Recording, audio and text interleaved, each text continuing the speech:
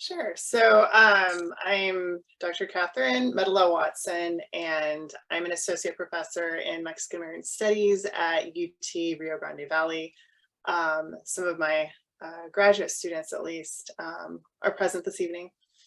I'm also the director of Gender and Women's Studies.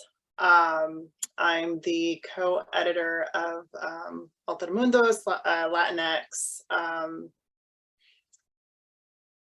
So terrible, like when you can't remember your own book titles. Oh, I have it here. And I'm like now confusing it with like Ars Mat, but Latinx film, literature, and popular Latinx culture. speculative literature, film, and popular culture. There you go. So I almost had it. And yeah, and so I was a co-curator with Ileana Pompa, who is also here, and I'll let her introduce herself. And so actually, Ileana, why don't you introduce yourself, and then I'll give a little bit of background to the exhibit.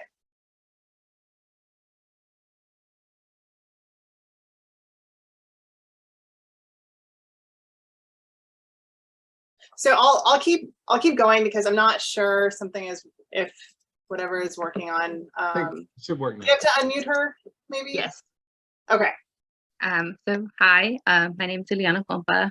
I was a co-curator with Katie Merla Watson, and I'm currently a graduate student at the University of Texas at San Antonio, and my kind of general studies, but I'm leaning more towards doing Mexican American studies and also like Latin American art is kind of where my focus is at right now. Cool. So I know that a lot of graduate students are, as well as undergraduate students, are present this evening, and I always find it really interesting, and I know I found it very helpful when I was particularly an undergraduate student to hear about sort of where scholars were sort of like coming from. And so I attended graduate school in the early 2000s and at UT San Antonio.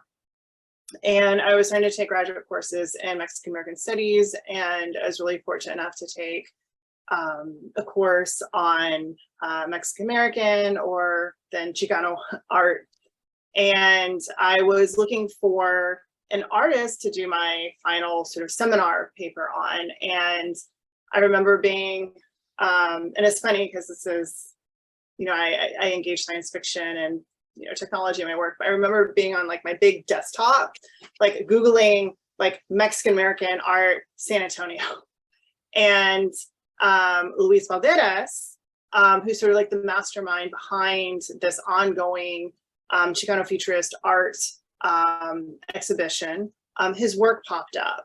And he was always very sort of future looking with his work in terms of getting it out there. And he was one of the first artists in San Antonio to really kind of like create a website and make his work accessible. And I remember there was like a phone number, I think, on the website, and I called him up. And, you know, I had only taken a few Mexican American Studies courses at this point, although they affected me, you know, very profoundly. But I didn't know much about Mexican American Studies or you know, Mexican American visual art. And so I ended up meeting with him the next day, and he ended up introducing me to many other artists in our community, and several artists, of course, who engage Chicano Futurist or Chicanx Futurist, you know, themes. And so we sort of built this collaboration for the next basically 2 decades, where I would sort of help out at his exhibitions, and I would try and publish on his work. And before COVID, and so the reason it's Project Masa 5 is because there were several before, and he always did a really wonderful job of integrating diverse artists, both in terms of identity as well as subject matter. And so in this fifth iteration of Project Masa, which very much sounds like NASA, right? But it's like masa, like corn dough.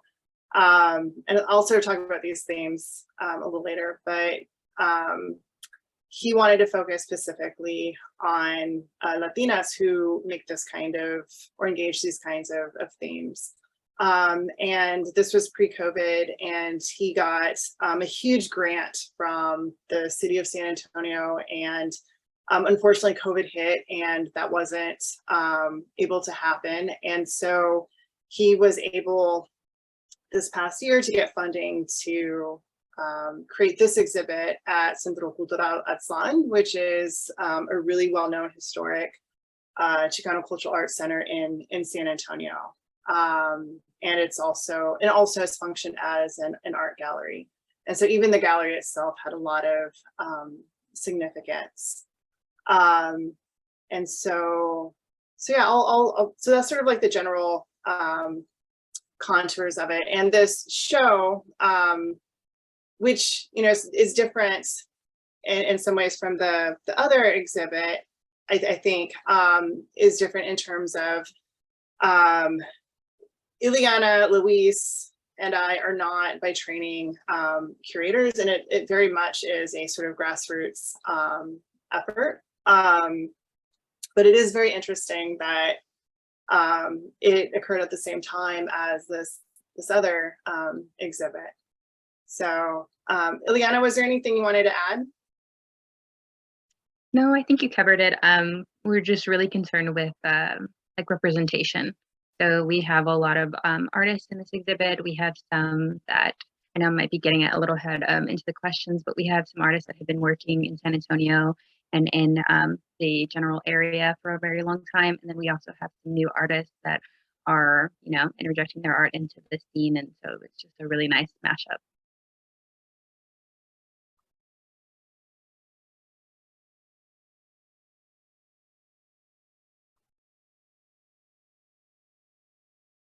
So Catherine, do you want to go through the images that we have for the exhibit? Sure. So in total, we had about, Ileana, correct me if I'm wrong, about like 20 artists, and pretty much everyone who applied was accepted. Primarily because I think it's sort of a self-selecting group, but we have most of the artists reside in Texas. However,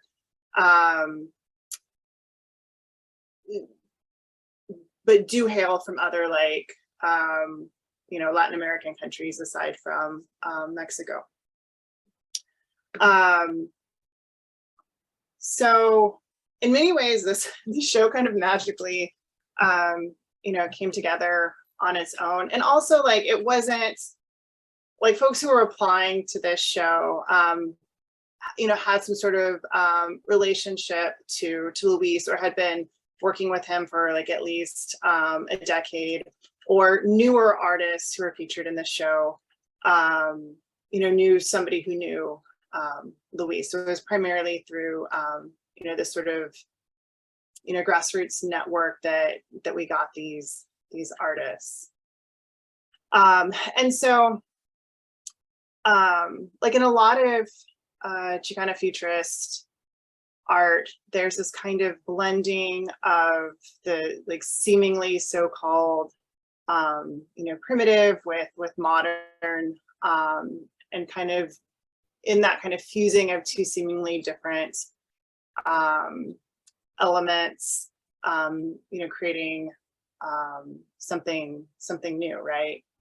And also problematizing what we consider of course primitive, modern, or technology. And so and by the way, this work, I guess you could say this about all pieces, but this work is particularly stunning in real life. So you can see there's dyed corn husks comprising this sort of celestial body, calling upon pre-Columbian symbols and iconography.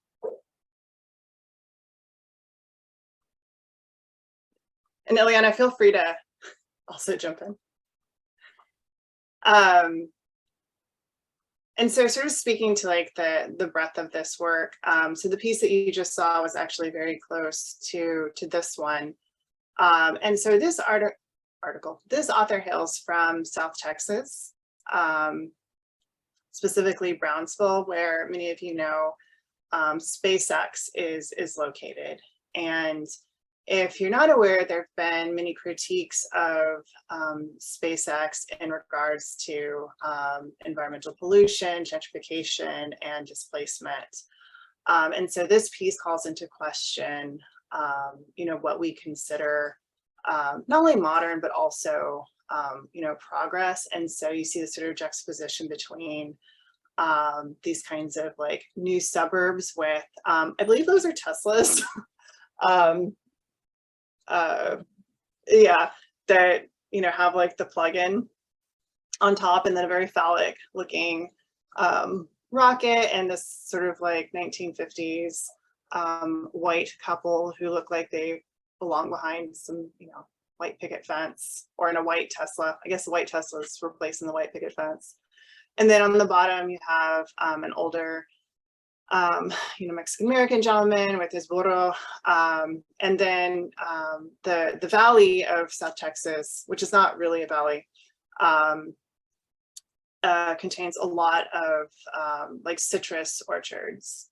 And so you have this sort of interesting juxtaposition between like so-called advanced technology and another kind of like agricultural technology that sustains and has sustained, you know, life for many generations in the valley. And then at the bottom, you see how this piece, like a, you know, Mexican altar, like combines these different, you know, elements into an amalgamation that creates like, you know, something new. And also altars are about remembering, right? And you have the Virgen at the bottom. And then you can't see it very well from this image, but the two sort of framing pieces on each side focalize the beach. So like, you know, South Padre Island, you know, where, you know, SpaceX is located or near. There's also some movement in the two pieces on the side. They're kind of like holographic. So if you are looking at it from different angles, you're going to see the artist actually appear in the photos that she's taken, which is another interesting layer to the artwork. Yeah, and that reminds me, in a lot of, and not just in this exhibition, but in the previous 4 exhibitions, and in Luis Calderas' work more generally, he loves to play with, and selects artists who love to play with perspective and vision and ideas of, you know, what we can see and, you know, what is made invisible, and how through, you know, bringing together, you know, different elements, enabling a different kind of vision or perspective.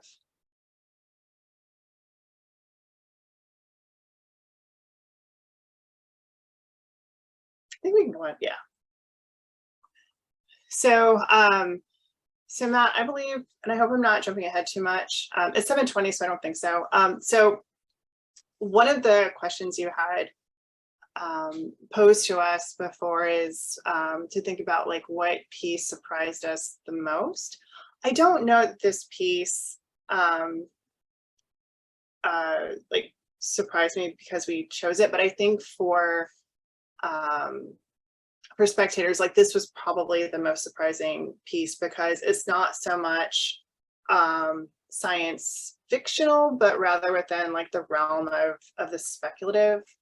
And this artist has been receiving a lot of critical attention lately and been showing in some much bigger art galleries than in spaces than ours, but she plays with ideas of like the grotesque, and I would even frame her within like the Latinx Gothic, to sort of question how, you know, the past informs, you know, the present, and she plays with issues of, you know, representation, language, identity, and sort of thinking about how we might reimagine or craft other kinds of futures, which again are intimately connected for her to both the present and past. But, you know, I think particularly when, you know, kind of juxtaposed with the other pieces in the exhibit, this might not stand out as necessarily a Chicanx futurist piece. But I will say when Ileana and I were trying to figure out where to place this piece, there was a lot of sort of greens and blues in the exhibit. And so both in terms of like color and thematically, I think this piece fit in really well. And Ileana, feel free to jump in too. Can I ask one thing? Can everyone see the images? Yeah.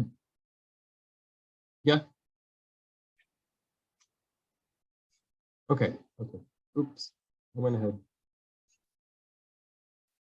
All right, go to the next one, Catherine. Sure. So how many images do you have, Matt? There's 5 per exhibit. Okay. Yeah. Yeah, so one of the things that I've talked about with my collaborator Matt here is like when we talk about the speculative arts, it really is multidisciplinary, multimedia. And so even within this exhibit, we had on the opening night a few performance artists, poets. We had a local group who did this kind of futuristic like dance performance. We had different kinds of mediums and media within the exhibit. We had more traditional, you know, sort of like, you know, paintings with like collages with, you know, multimedia installations. And so Pancha X Beats was a part of, can you go to the next slide, Matt? Okay, maybe I didn't make it on, but one of the key tenets of Chicana futurism, and it's funny because Matt and I both primarily study literature, but Chicanx futurism was, that term was coined to talk about visual art originally. And so, yeah, so anyway, my point being is just that the sort of diversity of, you know, pieces or mediums, media sort of speak to that. So, okay, so this piece, well, darn it. So this artist collaborated with, Ileana, do you remember the name of the artist she collaborated with? Because I meant to include that. Yes, so she was collaborating with the television installation that Natalia Francoforte did. And so she's kind of like an experimental artist in like the visual aspect. So she uses a lot of like splicing techniques from, I wish I could remember, but just different clips. Some of them were from like Latin American movies. Some of them were from music videos. Also like space themes kind of interspliced in between. And so she had the music set with Pancha. Yeah, and the see, it was an interactive exhibit, and it was a little tricky because of COVID. But you're supposed to like wear headphones. We had little alcohol wipes, but so it was when we were setting up. We were both kind of, Ileana and I were both kind of surprised when we were like setting up this installation piece, because it was this like old school little television with the little VCR on the bottom. And so it was like really old school. And there was like a video cassette that you had to like insert. And so one of the tenets of Chicana futurism, the way it was originally conceived, is incorporating technology that like dominant society sort of like casts aside. and sort of giving it, you know, new meaning. And so there's this like really interesting sort of play on or tension between sort of technological detritus or like, you know, trash, and, you know, like it's repurposing and sort of, you know, moving it into like the future.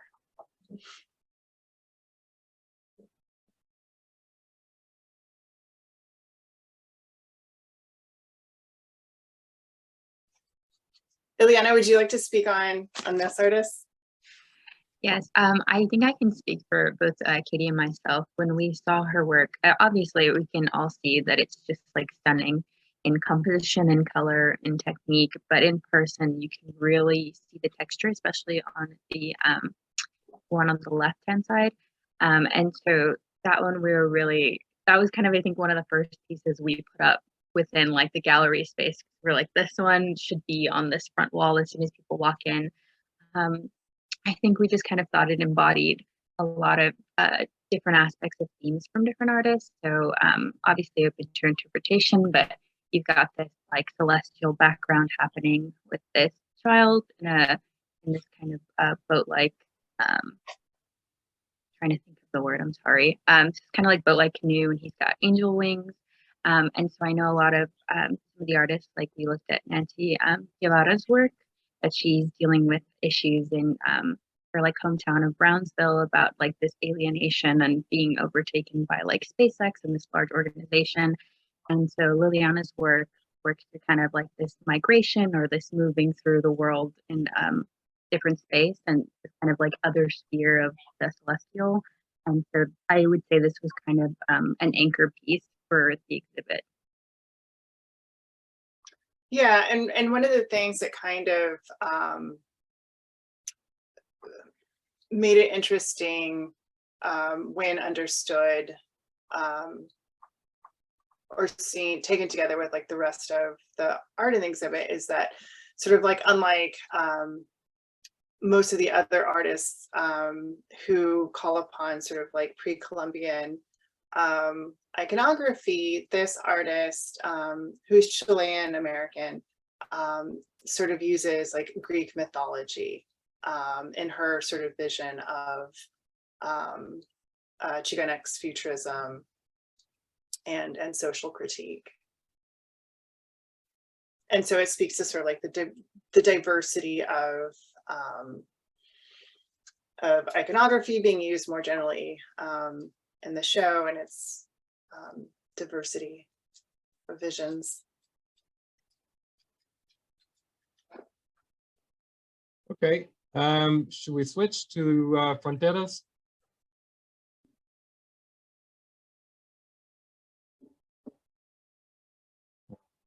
We need to ask. Okay. Okay, Thank you. Sure. Good evening, everyone. Thank you so much, Matthew and Catherine and Ileana, for inviting me to be a part of this conversation. And that was amazing to learn about the show in San Antonio. So my name is Jadira Gurule. I'm the Art Museum and Visual Arts Program Manager and Curator at the National Hispanic Cultural Center in Albuquerque, New Mexico. I've been with the center for kind of a long time, as a curator since 2016, and my current position since earlier this year, but I was an intern hanging out here long before. And so, yeah, so Fronteras al Futuro, Art in New Mexico and Beyond, was birthed, I think, out of a few different contexts. One was my fortunate opportunity to be a part of a class when I was in graduate school in American Studies at the University of New Mexico. I took a class by Dr. Shante Smalls about race and speculative fiction. And, you know, I think at this point, the story is a little cliche of sort of feeling like there weren't enough brown kids or women in science fiction when we were young. And so, you know, I happen to be one that was like, well, never mind, that's not for me. And then I take this class and I'm like so grateful that all of these artists did not do the same thing that I did and instead really persevered to work with these different medias and these ideas to create really amazing work. And so, so this exhibit is sort of just a continuing interest of mine and exploration of mine and learning process of mine in this work. And you know, but then recently there's been a lot like increased levels of attention around some of these things. And I think thinking through the way that science fiction and speculative fiction and all of the other components of these genres can help us to critique our present moments, to consider the past that led us here, and to imagine how we might do things a little differently in the future is, you know, I think sometimes like these genres can seem like really fun in a lot of ways. Like certainly the exhibit here at the National Hispanic Cultural Center is fun in a lot of ways, but it is also doing, you know, I think really critically important work. These artists are doing really critically important work, and writers and everyone participating in these genres. So, so as a whole, this exhibit was kind of grounded in looking at artists who are working with science fiction, speculative fiction, cosmology, folklore, kind of all of these intersecting things. Certainly some of the artists that are featured in this exhibit have been featured in other similar exhibits. But I also wanted to take a moment to dig a little deeper in the New Mexican context. I think very similar to, you know, the Rio Grande Valley in Texas and many other places around the world. We have these kind of like sci-fi realities happening to us all the time, and New Mexico is no different. Although sometimes New Mexico sometimes can be dismissed as being a little like quaint or out of step with time. We are also the home of multiple national laboratories, the birthplace of the atomic bomb, you know, many stories about UFO sightings and different things. And so there's kind of all of this stuff intersecting at the same time that I think is present in a lot of the artists who work here, live and work here. And so I was thinking about like definitely wanting to maintain a national conversation on this, but also dig a little deeper with some of the New Mexican artists that I had been coming across. So with that, we can go to the next slide. So Marian Martinez, perhaps at this point is at least a little bit iconic to Chicana Futurism, and Catherine Ramirez's formulation of that. And I think Catherine, you noticed or noted the sort of using discarded technologies and repurposing them, and that being a key tenet of Chicana Futurism. Certainly that is something that's happening with Marian Martinez. Marian is originally from Española, New Mexico. She speaks about how she kind of grew up in the shadow of the Los Alamos National Laboratories. She would go to their scrap yards and basically collect discarded technology and computer parts and then take them apart. And she'd actually been taking apart technology for a really long time, and kind of fascinated by its insides. So she takes the pieces apart and uses these internal pieces to then create imagery that is very deeply connected to the Santo tradition here in New Mexico. So we've got the Virgen of Guadalupe here being represented with, if you look at the top, there's like wires that she's pulled out of different things. The Guadalupe itself is made out of like a motherboard pieces. I think there's bits of CD in this as well. And again, a photo never does full justice to some of the details of these works, but there's a lot of technological parts making this one up. Next slide, please. Thank you. So Agustin Romero is originally from Colorado, but has been living and working here in Albuquerque for a long time. He's an artist, but also a curator, and his work was also some of the first to come to mind in thinking about this exhibition. And this piece in particular, I think, is a good example. This is called Vitamin Kid Shoe. And for those of you who've read the novel Bless Me Ultima, or haven't read it rather, Vitamin Kid is like the super fast runner that's like always passing the main character on the way to school. And so Augustine's like thinking like, how is the Vitamin Kid so fast? You know, they call him the Vitamin Kid because maybe he's like souped up on these vitamins. But Augustine sort of imagines that perhaps it's Vitamin Kid's shoe, and it's this, you know, tennis shoe on with a propeller and an engine. And but you know, he was also thinking a lot about other social context at the time, and I think it's like one of these pieces that can really kind of take this book that is talking about a specific time period here in New Mexico. It's an iconic piece of Chicano literature, and then you've got this art form that kind of strings it into this like more imaginative place where anything is possible. And yeah, it's a grounding piece for the exhibit as well. Next slide. One of the things I'll say is that, you know, we're the National Hispanic Cultural Center. So obviously the exhibition itself is predominantly featuring artists that may identify as Chicanx or Latinx, or, although certainly not, those aren't the only terms. But we were also thinking about the foundational qualities of Afrofuturism and Indigenous futurism and the intersections between all of these art and literature movements. And so, you know, we predominantly show Hispanic and Latino art at the NHCC, but also I like to remember that this work doesn't exist in a vacuum, and it's the artists and the artwork itself are always in conversation with everybody else that's around. And so there are artists who identify differently as well. Aaron Kinate being one of them. Aaron Kinate is from Santa Fe, New Mexico. He's Dene. And this was actually a piece that he created for an exhibit a few years ago that we had. And it's been in my mind ever since for this exhibit. And so basically what we have here is that on the, I guess if you're staring at the screen, on the right-hand side is an image of his grandfather who is named Edli Nate. And he was the first Native American musician to record an album of music for commercial release, as opposed to more for like anthropological study. Aaron was never able to meet his grandfather. And so this original image is his grandfather sitting there with a record executive listening to this record.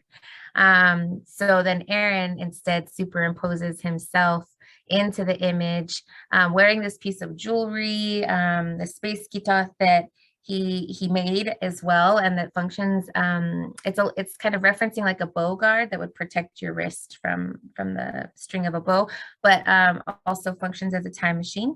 And so in this instance, Aaron has sort of traveled through time to have what would otherwise be an impossible encounter with his grandfather over this music that's been a source of cultural connection for Aaron and to his grandfather. Next slide, please. Rachel Moldez is from New Mexico, although living in Texas right now. This piece is called Orion Cygnus, and Rachel has described herself as a nature collage artist in the past, although I'm not sure if that's the most updated term that she's using, but she goes on these really meditative nature walks and collects all types of natural elements. So the piece in front of us here is sandstone, but she has work that is huge in its like construction, made of seed pods or all of these different things that she collects. And then she also works in a very tiny scale and will literally have the patience to like stack single chia seeds on top of each other to like make these cool little tiny worlds. And so this piece here is basically like a map of the galaxy, where Rachel has located the circle part that's well defined there is the part where Earth is located. And then throughout the galaxy, there are other parts that are slightly less defined circles, and those are areas that, according, you know, to science, maybe most mimic the area where Earth is located. And so for her, this is kind of both an escape map if we should need to find another location that might be inhabitable to us, but also a map to perhaps finding other life and life on other planets. And so that is, and then it's got the sort of above as so below quality going on with its, you know, the galaxy, but it's made of this sandstone. And next slide, please. The last one I'll talk about tonight is this piece is by Tigre Michelle Lively. It's called Emergent Awareness. And they they actually passed recently, but they were one of the founders of the Earthseed Black Arts Alliance here in New Mexico, in Santa Fe. And it's a collective of artists working to really, you know, hold space for the Black arts scene here, but also, you know, I was drawn to it initially because of its title of Earthseed, which references an Octavia Butler book. And so I started digging and then, you know, fell in love with the work. And so this piece is called Emergent Awareness, which references a process of healing from a traumatic brain injury. And Tigre's work has a lot to do with this like sort of hybridity, transformation, healing processes. And yeah.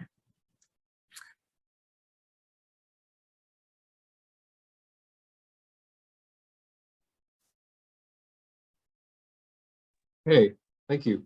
You know, I'd like to actually ask a question before we get to open it up to everyone, which you can put your questions in the chat. But from you talking about the two exhibits, something I realized is that there really is a kind of localized speculative element that comes out, which is interesting because that does not happen so much in fiction. You know, fiction is, for better or worse, has become a kind of, you know, national industry. And you know, in the art world, there's still this kind of element where, you know, you can't mechanically reproduce these artworks.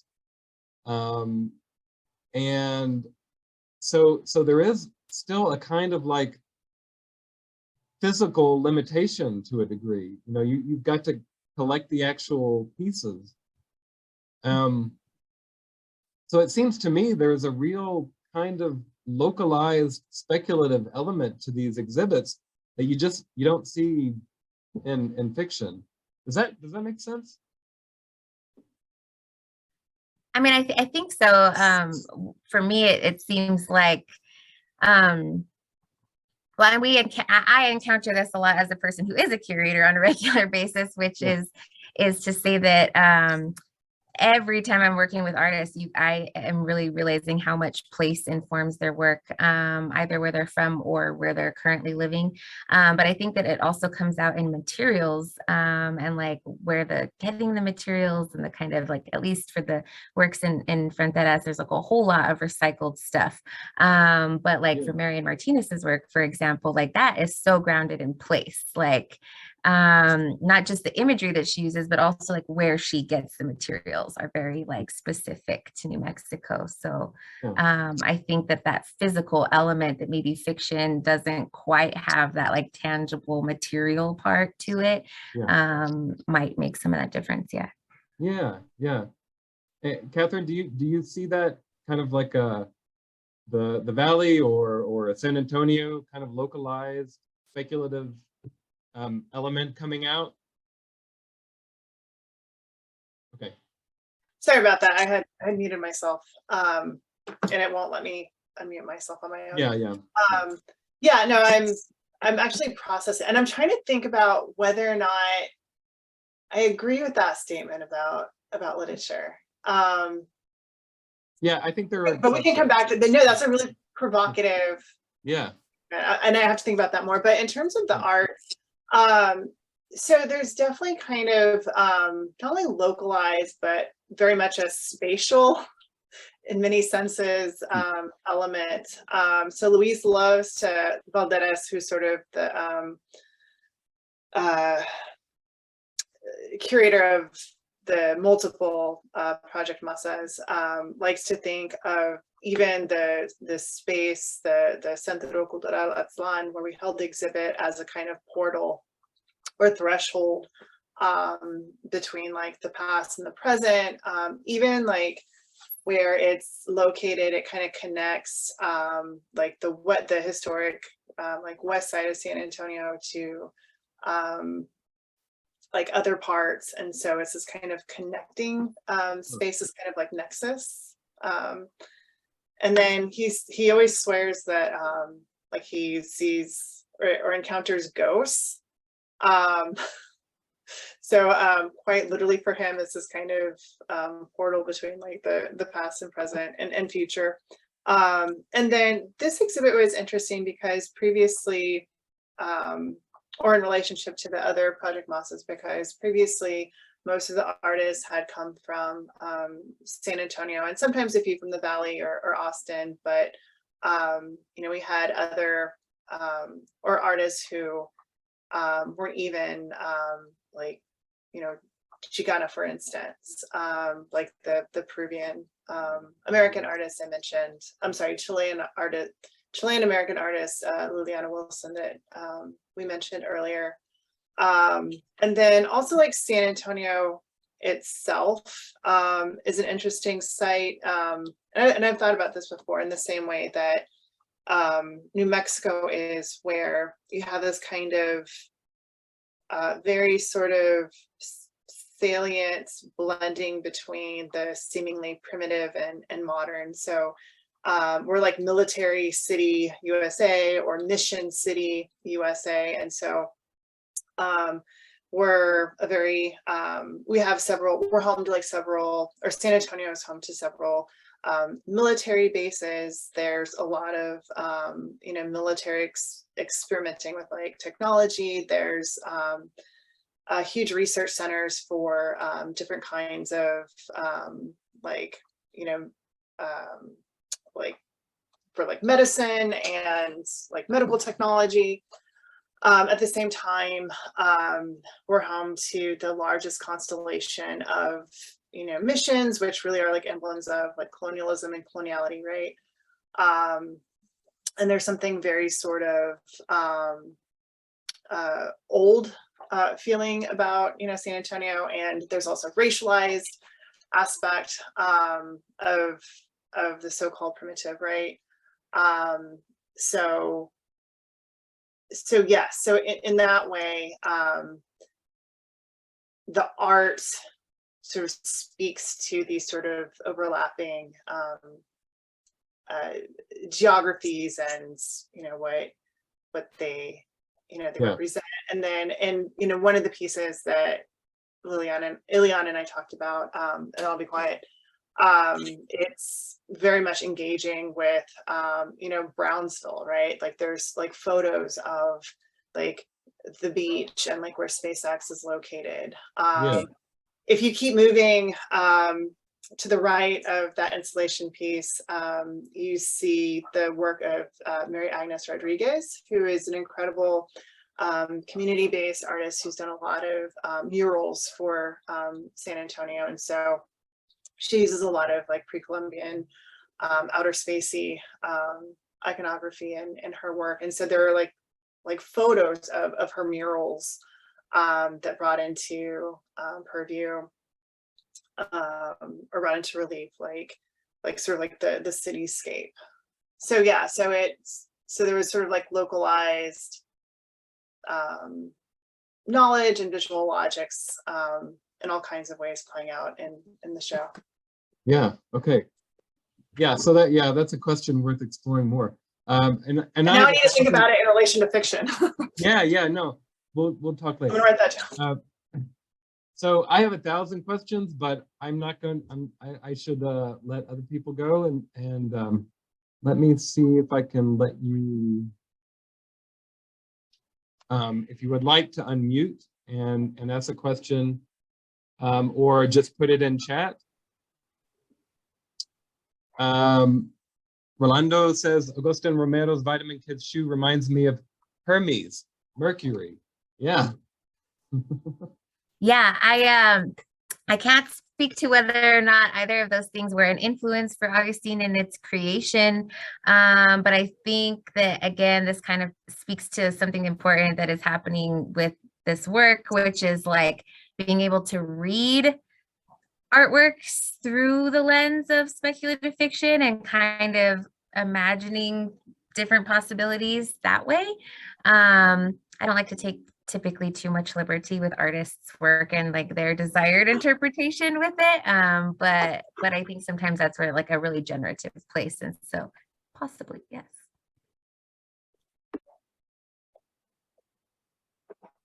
Anyone else have a question?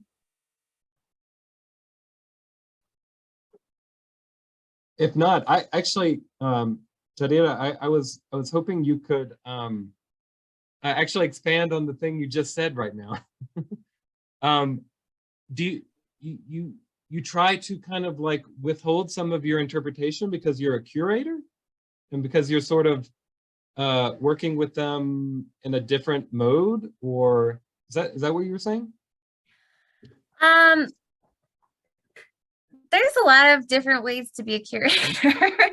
And so I think for me personally, and for this institution, this museum, one of the things that we have worked really hard to do is try to create spaces where the artists themselves speak for their work first and foremost, as opposed to having us always be the interpretive person. And so I think there's a lot of value, as always, in getting multiple perspectives on the things that we create.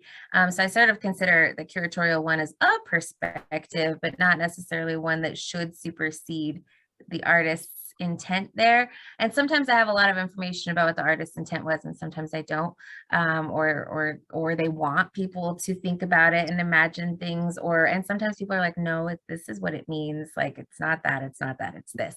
So it's just sort of out of respect in that regard. However, I think there is in the curatorial process a natural framing that happens, right? Because I am thinking of this overarching idea, and perhaps not all of these artists' work would be put into conversation with each other otherwise if I wasn't kind of working on that. Exactly. And so, but even still, there was the question to organize this exhibition, and I don't think I said that, but there's about 31 artists in this exhibit and about 63 pieces total. So there was the thought to gather everything thematically, which I very quickly realized was going to like unravel, because like so many of the pieces are about multiple themes at once and sort of speaking to other pieces in a different way. So in that way, I kind of held back on my interpretation a little bit, because I was just like, I don't really want to like impose what I see going on here, when I think there's probably a lot of ways that it could be read. Yeah. Okay. Catherine, did that question bring up anything in regard to your kind of like balancing your role as a curator and your day job, I guess, as someone interpreting literature or art?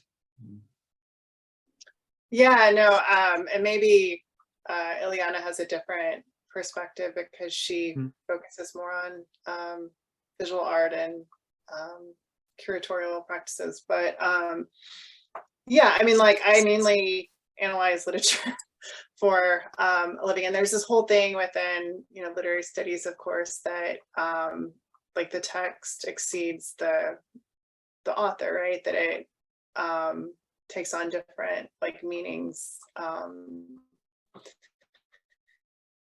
in the world. But yeah, but I mean, I also at the same time, after going through with this process, and I never curated an exhibit. I always study art and write about shows. I never actually curate them. So like on the one hand, of course, Ileana and I were very intentional about like how we placed the art, both organizing it both in terms of its thematics, visually, but also like metaphorically, while at the same time like not sort of trying to like overdetermine how the spectator might perceive the piece. But yeah, I know totally, like my first impulse is just to like arrange it according to like how I understand it and interpret it because of my background in literary analysis. Yeah. Okay. Let's see, one person, Florida, comments that the work was pretty. And I actually think that's kind of you know, an important comment that, you know, a lot of times we get caught up in our kind of overarching interest and you know, a lot of these works, especially that were shown today, you know, are like fantastic visually, you know, and so yeah, thank you for that. Anyone else have a question? Got a couple minutes still. I'll just note, I'm glad you enjoyed Astral Compass, because speaking of things that are just kind of eye-catching, that was one where I was like, can I do this show without something with flashing lights? Like, this piece has flashing lights. So cool. And it looks like it belongs on a spaceship somewhere. So that was one where I was just like, it's fun to look at. It should be. Yeah, I really considered bringing my kids and like just stealing it, just like getting it and taking off with it. Esteban Bojorquez is the artist, and he let me go into his house and take art that it was our like fixtures in his living room. Oh, so wow. I'm sure he'll be happy to have his like living room art back by the time this is over. Right. Okay. Yeah, I mean, it's almost like, so at one point, Ileana and I were both like, I think we use the word pretty, we're like, wow, this is a really like pretty like exhibit because of all the blues and greens and like sparkling things. And it's almost like hard to talk about the pieces by themselves, because like the opening night was just like crazy, and like there were a ton of people. There were people like dancing. We had like spoken word performance. It was a really kinetic show, and you know, I think all these different elements kind of played off of and were in dialogue with one another in interesting dynamic ways. Yeah, you know, there's an interesting connection also between like the speculative and like glam as well, that's a whole nother topic. But actually, so Tara asked a big question. What do you think Chicana futurism relates to, or how does Chicana futurism relate to Black futurism? Or does it? Okay, so I don't know if anyone's noticed, but I'm like really proud of this. So it says space is the place. Oh, yeah, wow. Yeah. Which is, I never know how to say if it's Sunray or Sun Ra, but like Afro-futurist artist. So I'm not sure if there's something specific that this person is trying to get us to get at, but you know, one of the things that Amieres talks about in this really important article where she originally defined Chicana futurism is that she was building on the work specifically of Alondra Nelson, who's theorized Afrofuturism to understand you know, Chicana futurism. So there's like that important connection, but also and I think Jadida, like your exhibit did a better job of sort of engaging more intentionally with these issues than we did. But yeah, like even when thinking about like Latinidad or Latinx identity, even that, like you can't separate that from like Afro-mestizaje and issues of like Blackness. So like all these things are kind of tied in together anyway. So we need to figure out, and this is not just an issue with regard to like visual art, but I think like literature and even like identity itself, we need better vocabularies to sort of talk about these complex interconnections, because like, for example, you know, like there's also sort of you know, anti-Blackness within Latinx communities too. So like it's complicated, right? And we need to do a better job as scholars to sort of like tease out those connections and disconnections, right? Yeah, it's such a big one. It's such, oh, I'm sorry, go ahead. I think well, first I want to say hi, Tere. I'm so glad you stayed on even though you couldn't see the images. But I think just like the intersect, like the kind of cross section for me was really thinking about, and that I think a number of other scholars are talking about too, is that like futurists thought as like an intervention of these communities of color who are often excluded from how we're conceiving the future or are currently experiencing traumas or have in the past, right? It's like this insertion into the future in a way that, you know, with like agency and control and designing and all of these kind of components. And I think and it's like community building in a lot of ways. And I think for me, that's one of the important connections between Chicana futurism and Afrofuturism and Indigenous futurism. And a lot of that also has to do with sort of like, this like subversive quality, which is like taking the things and like repurposing them and making them something different. And yes, I love your shirt, Catherine. Space is the place. Was like, I watched, that was one of the first introductions I had to Afrofuturism, and it was like mind blowing. But yeah, so that question is something that I think all of us interested in this topic are kind of, you know, thinking about as we sort of go along. So, you know, please, you know, put in your voice. It's definitely not figured out, that question. And you know, there's one final comment that I'd like to read and then we can go ahead and finish. Joe says that intensity of color, the kinetic, is in opposition to coloniality, I think. So, you know, previously talking about the color and kinetic element, the glam part. I think that's a great comment. Thank you. Any final comments from anyone? Well, just thank you so much for having me. It's been great. And, yeah, thank you. Yeah, thank you so much. You're very busy. And thank you everyone for coming. Again, I know it's a crazy time of the year, and you know, if you're around Albuquerque in March, come by for the Latinx Visions Conference.